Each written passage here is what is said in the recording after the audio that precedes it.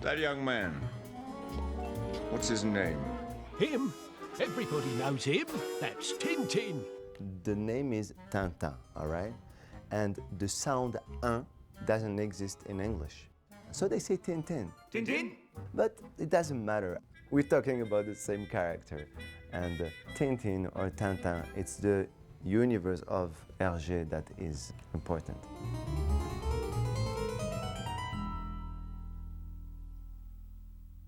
I have to say, your face is familiar. Have I drawn you before?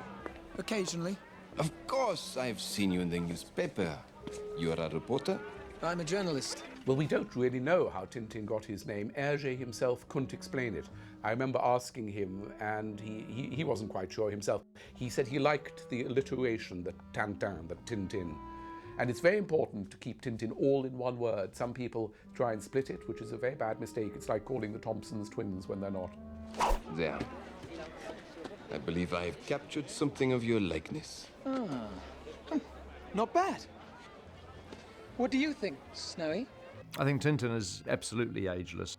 He is ageless in the sense that during the 50 years that Tintin was developed and his stories were published by Herge, he never grew old.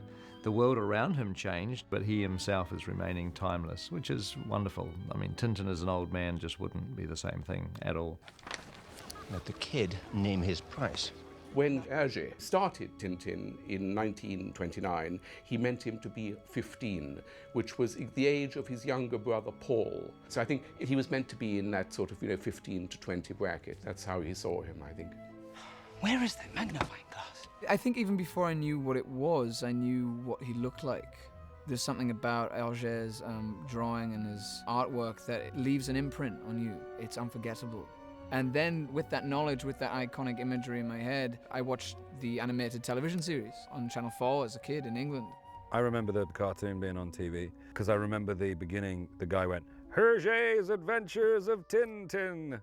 And he has that incredible quiff, which is, symbolic of moving forwards and upwards. And I think he's exactly that. He's the kind of kid that doesn't take no for an answer.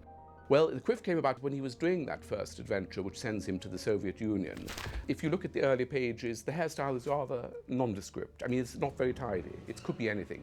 But then there's that marvelous moment when he's escaping from the police in a Mercedes open tourer, and the car goes whoosh, and this indeterminate hairstyle goes into a quiff.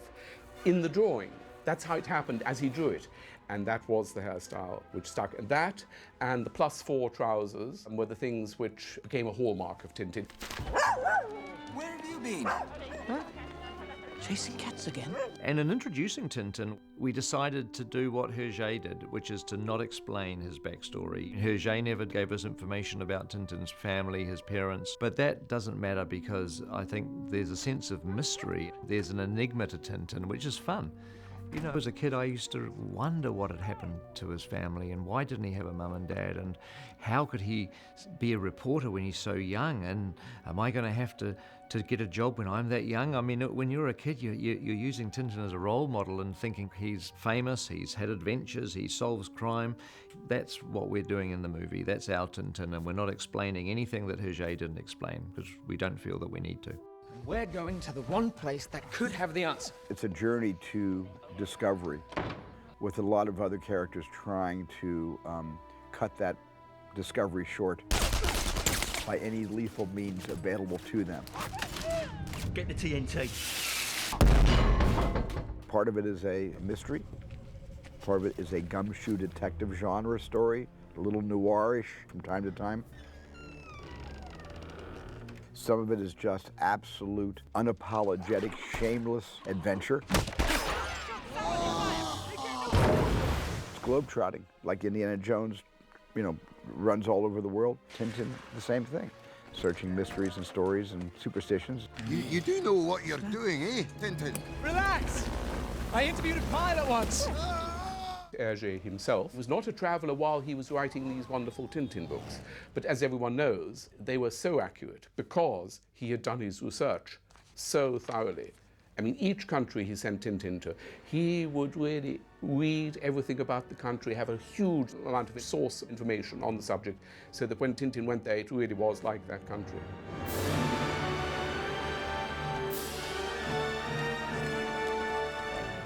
The amazing thing is that he was a journalist at heart, and each adventure from 1929 onwards reflected current affairs in a particular part of the world where Tintin was sent.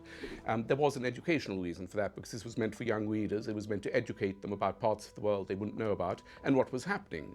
The most amazing thing is that some adventures actually anticipate things which were happening. I mean, the classic example is the Moon Adventure, which was completed in 1953, 16 years before Armstrong took those first steps which Tintin had taken before.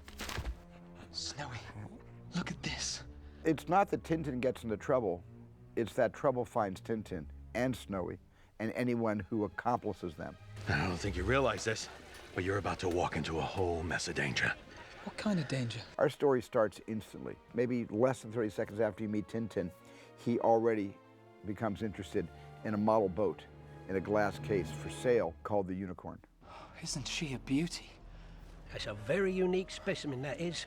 And he doesn't buy it because he's a model collector. I'll give you £1. Done. He just sees this incredible model that captures his imagination, lights up his eyes, and Snowy's. And the second he buys that model, he has entered a world of adventure like nothing he's ever experienced, except probably in the book that preceded this one. Why so many questions? It's my job. Tintin is very driven. He's a very driven character. He will get to the bottom of it no matter what. He will complete the code, he will crack it, and he always wins. Aha! And I think as a kid, I always projected everything onto him, and therefore, you know, he was my hero. We've lost the scroll, but we haven't lost the story. At the time that Stephen was talking to us about the test for Snowy, he sent me a couple of scripts, and one of them was The Crab with the Golden Claws, and the other one was Secret of the Unicorn. And so I looked at the scripts, and we started to throw ideas backwards and forwards, and it seemed as if the story of The Crab with the Golden Claws wasn't really robust enough to really sustain a feature film. But what that story has, which is critical, is the first meeting of Tintin and Haddock. A giant rat of Sumatra!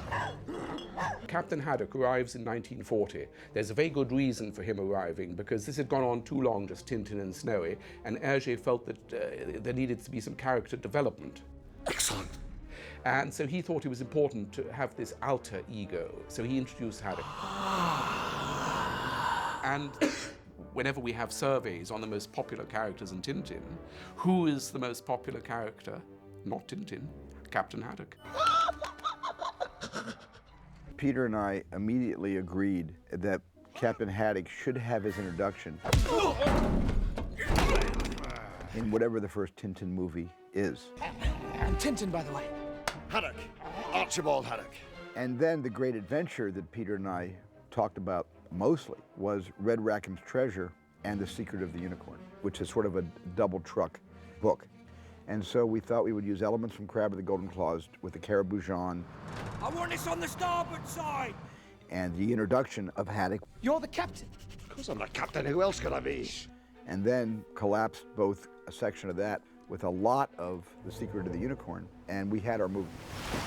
And we did all this with the blessing of Fanny and the estate of Herge, because we didn't make a move without them. What secret? The location to one of the greatest sunken treasures in all history. The wreck of the Unicorn. Peter Jackson got in touch with me, I think in 2005, and he mentioned to me, said, we might be doing Tintin. I wasn't really available at the time because I was about to start making a movie. But I did recommend some other people, one of whom was Stephen Moffat, because Peter was a big fan of the new Doctor Who series, and Stephen Moffat was one of the writers on that. Generally speaking, I turn down movies, but, you know, obviously it was Steven Spielberg and Peter Jackson, and I was thinking, okay, that's, you know, I'll be a bold man just to turn that down. So, I said, well, what is it? And he said, it's Tintin. And I thought, well, that's actually quite exciting. I used to love Tintin. So I had a look at a few of the books, and I thought, well, you know, I could see that I could maybe help with it. I think I could do something with it. And Stephen Moffat did an amazing job of merging The Secret of the Unicorn and The Crab with the Golden Claws. But Stephen Moffat had to leave to go and become a producer on Doctor Who, and Peter Jackson and Steven Spielberg were looking for someone to take the reins, and they came to Edgar Wright, And I was writing with Edgar at that time, and Edgar knew that I was a huge, very passionate Tintin fan. So Edgar sort of brought me on board to write with him. It was the funniest thing of two men in their 30s sitting around going, "Come on, Snowy!" and just sitting around doing the different voices all the time. Great snakes! Part of me wanted to play Tintin. I never got the call. Never got the call. It was probably one of the most fun times I've ever had writing because it was like being the star of our own Tintin radio play. Of course! Blistering blue barnacles! This may sound crazy, but I've got a plan. Thundering typhoons.